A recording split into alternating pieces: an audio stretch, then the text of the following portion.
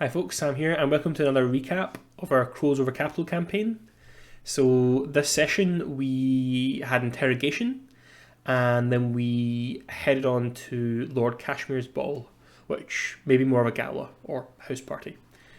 But starting out, the last session the players had a dwarf they believed to be the leader of the Thieves Guild known as the Spring, called Grandmother. And there was a bit of debate over whether they should kind of leave her here and get some sleep and head to the party first. And eventually kind of came to the conclusion, well, what if Grandmother's information is something really relevant to the party? So they decided to have an interrogation. And this is where I was kind of questioning a few things around, like, or wondering, have we covered enough safety tools? Have we got the kind of precautions in place? Just because it's not like to go anywhere super dark, but it could be a little bit dark with an interrogation and try to get information. So when we kind of settled on that being the plan, Francesca, our elementalist, was like, listen, I'm heading out of here. It's not that I don't think I don't want to be part of this, even though I can't say I wouldn't do the same if I was in your position. So she left, and Opaline heads on upstairs, again kind of removing herself from the situation, and Rolf's there backing up Sketch for the interrogation. So Sketch's beef with Grandmother is that in her childhood, Sketch's guild, the Pitch, used a connection with Grandmother to get Sketch into an apprenticeship at the Broadsheets Guild, called the Font. And she got a sort of technical apprenticeship, she's working on the machinery, and that's where she gets a lot of her technical skill from, or mechanical skill. And then a few months ago, just before the Lilac Night, the Spring sort of call in that favour, and they call on the Pitch to go into Villa Caramia, the Dead City, or what would become known as the Dead City, and steal something called the Device, which would disrupt Lady Valletta's ritual, suppose, or disrupt the ritual that was trying to mess with Lady Valletta's ritual. I know. And the Pitch go, well, hey, we did this favour for Sketch, let's just get her to come help us. And then that all goes pear-shaped, Sketch becomes a hero, but when she goes back to find the Pitch, she discovers they've all been murdered by the Spring. So, pretty sure that Grandmother's covering her tracks. This is now Sketch finally getting a face-to-face with her.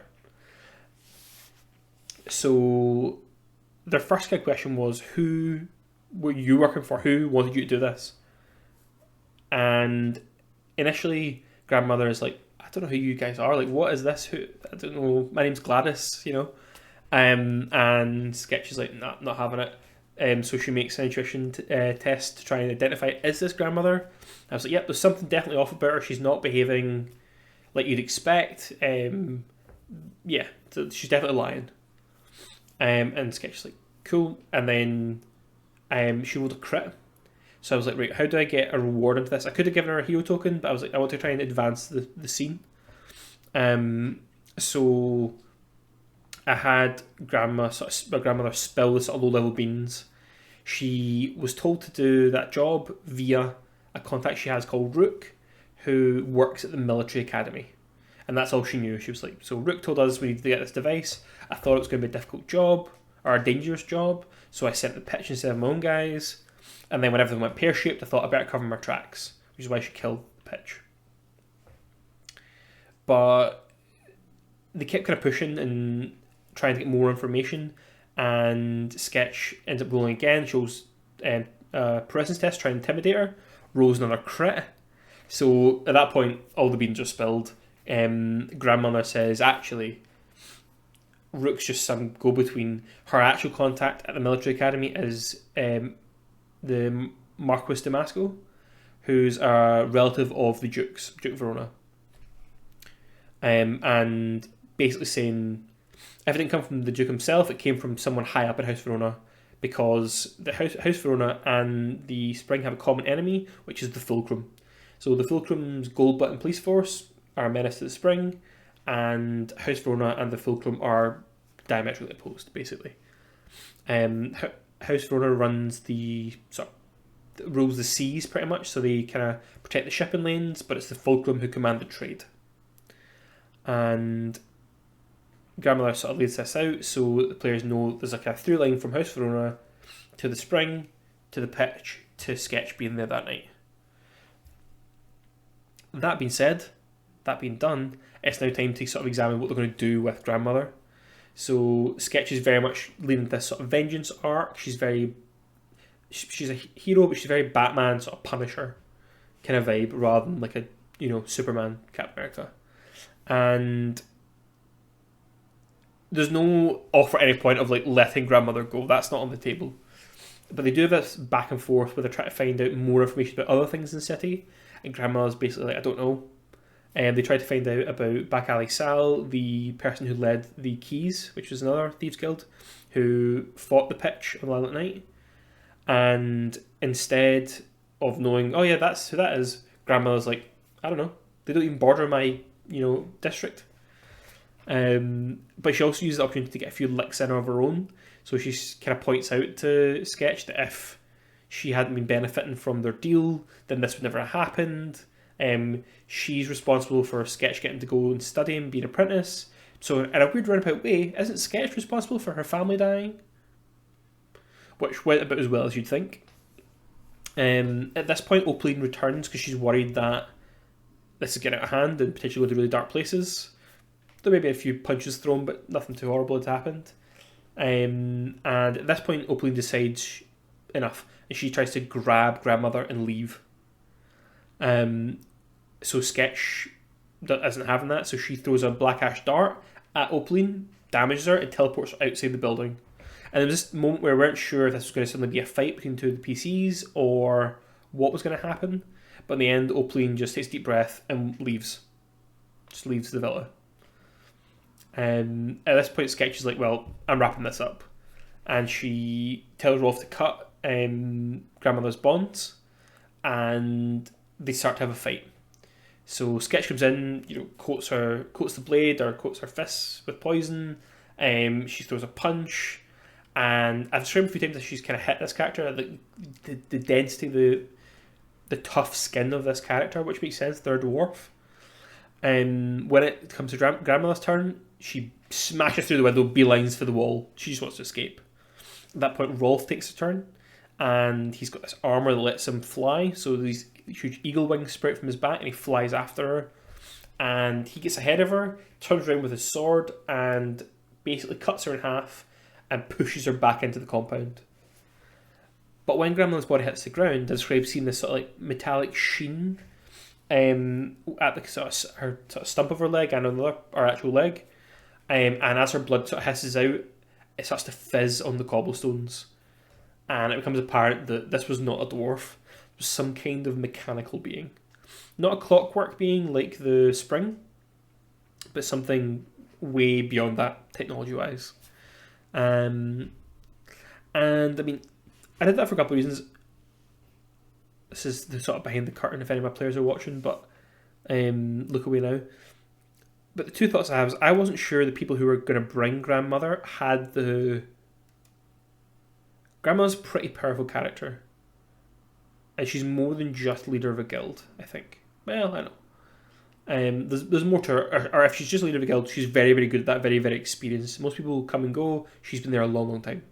She's also a brilliant inventor as well. So I wasn't sure if the War Dogs would actually be able to find her and grab her. And at the same time, I want the opportunity for Sketch to cross over that line and kill someone. Not in, a heat of battle in like a set-up kind of way. But I wanted if that happened, there to be a moment where, oh, it's okay, it actually wasn't a living being, it was some kind of mechanical being. But look how far you might have gone. And I think that didn't super work. That was me kind of... I don't know what the word would be. Imagining stuff that wasn't going to happen. I thought I was creating this opportunity, and then what actually happened was people just had to make choices. We're, at the end of the day, we're not in some grand epic tale, we're playing a game. So, people are tired, moments are missed. Equally, just because something's occurred to me as the director, like it's always important for directors to remember, doesn't mean it occurs to your players. I don't know how many times I've been in a scenario where I've been this perfect visual in my head, and my player's like, what's going on? So that happened there, and they said they were going to keep the body and stash it, but I pretty much said, I was like, realistically, guys, you're now in the kind of last run up to this ball. You need to get some sleep. So we did that, and we moved past it, and I think we'll probably return to that in some capacity, even if it's just to look at the body. And I think we'll talk about it a lot as a group afterwards. I think people could kind of examine the characters and what, if they were to do all that again, what would they have done differently? Maybe nothing. Like it at the end of the day, they got the information they needed, and that was the main thing for the plot, for the game. But that being said, we zoom on ahead to the ball. So they've managed to get 4 tickets. So Rolf has reached out to the War Dogs and managed to get 2 tickets, with the condition that when he shows up, he has to act as bodyguard. Opleen has reached out to her family and managed to get 2 tickets, with the reminder that if she takes it, she's representing House Degas. She can't just, run amok. Sketch, who went undercover, was exposed, so she's left with the knowledge of she can go to the ball if she's not seen by anyone, or anyone who's staff. So that being said, they arrived, and the 4 who could get in with tickets went in, and Sketch goes around the perimeter. She can phase through a wall, so she phases through a wall, and again rolls really well, sneaking through the sort of gardens, and then scales up to the 2nd floor and sneaks in next between the kitchens and the stairs in the western wing.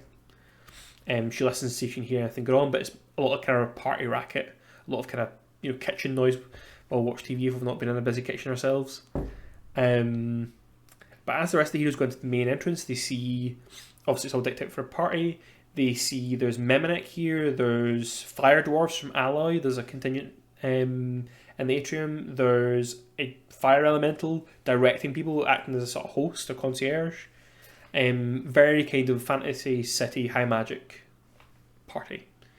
I described lots of ancestries you wouldn't normally see are here. There's a shadow elf who's kind of lit by an invisible sun. There are Hakan, there are Raiden Whites, all sorts of things. And shortly after spending a bit of time mingling, maybe like 45 minutes, there's a bell that ushers them through to the main ballroom, where they see there's been a table laid out at the top, and this is where they see the Prince of Capital.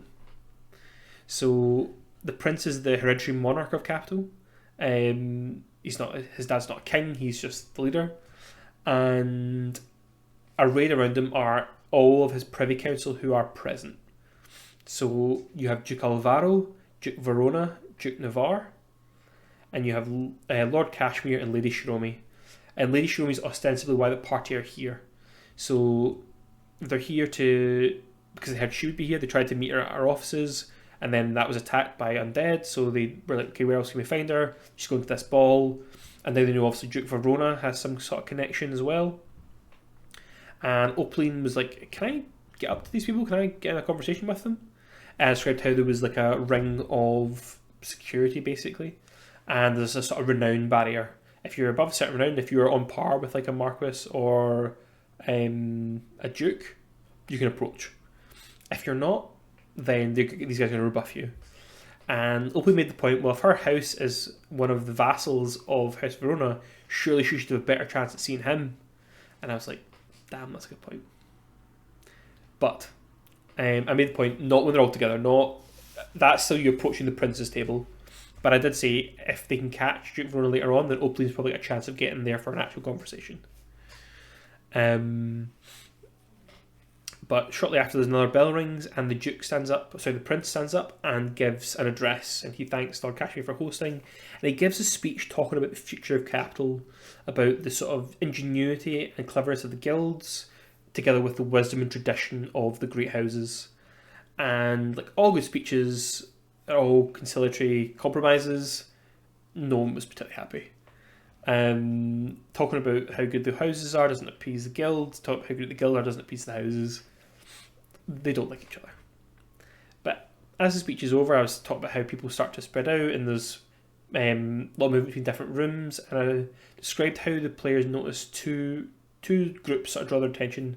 One's a lone figure who's scanning the room like some kind of sentry, and the other is a pair of nobles who I describe as Lord and Lady DeSale. And I'd say to Rolf, the two of them, when you see them stand together, it reminds you of something. and they made a few rolls, and I described how they're giving a sort of monologue to the group around them, but you can see like most of the people around them are kind of like, ugh, like, you know, when that weird uncle starts spouting their conspiracy theory stuff, a bit like that. And I said to Rolf, make a check, and I talked about them having an iron ring on their fingers, and it was actually Sketchy came in and was like, did we not see someone with an iron ring before? And sure enough, that was it. When they were dealing with a riot outside Lady Valletta's castle, they saw a litter go past, and someone stopped for a second and parted the curtains with an iron ring on their finger. And at that point, I was like, the role doesn't matter. You remember what happened. These are those people. So these people are connected to the War Dogs. Rolf, you remember them from when you met two masked figures in the Cyst, which is the demi-plane that these people control. And these are the people you're here to see.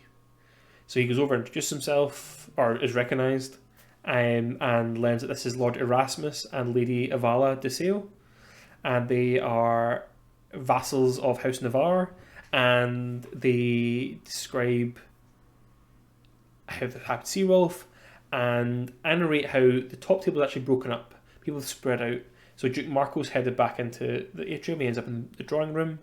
Lady Shromey and Lord Kashmir head upstairs to the eastern wing, and Duke Navarre and Duke Alvaro head up the western wing. So what I'm doing here is basically spreading them out around the party, letting some conversations happen, and the players know there's two rooms they want to keep an eye on: the Mercury Lounge and the Buford room. One of them is quite remote, but has servants' tunnels in the wall that they could use to overhear.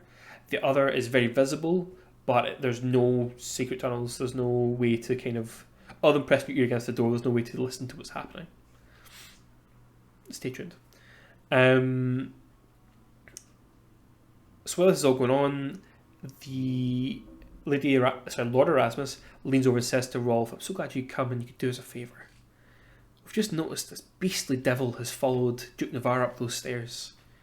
You know, probably just a spy, but in case they have more disturbing intentions, do you think you could deal with that threat? And basically they're saying, hey, that man's a devil, go kill him for us. Now, as I've already described, there's loads of different people at this party, including devils, Oplin's devil, Revenant devil. But equally, Rolf's like, well, I did agree to do a favour. This guy could be no good, and I think he's thinking, I'll at least go see. He says, but tell me one thing first. Who is your lord?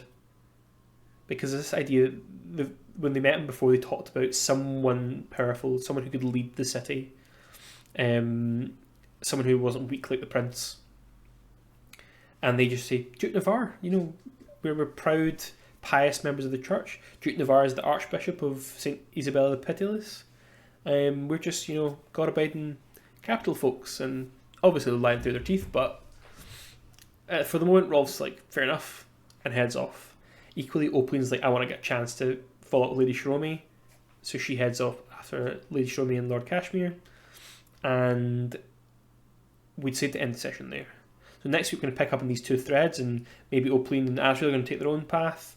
Sketch is kind of at the moment up in the servants' tunnels in the West Wing, so maybe she can assist Rolf, or maybe she's going to find her own way to something else.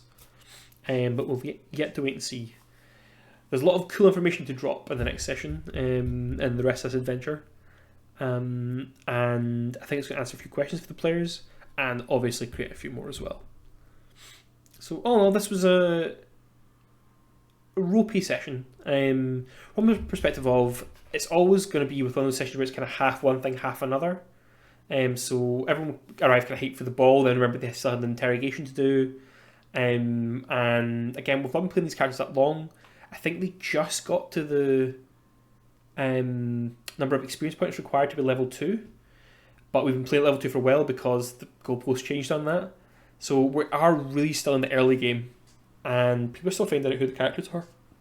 Also, I've been a director for 6 months. I'm still finding out how the game works. So I look forward to the next session and seeing what takeaways I can draw from that one as well. But until next time, cheers.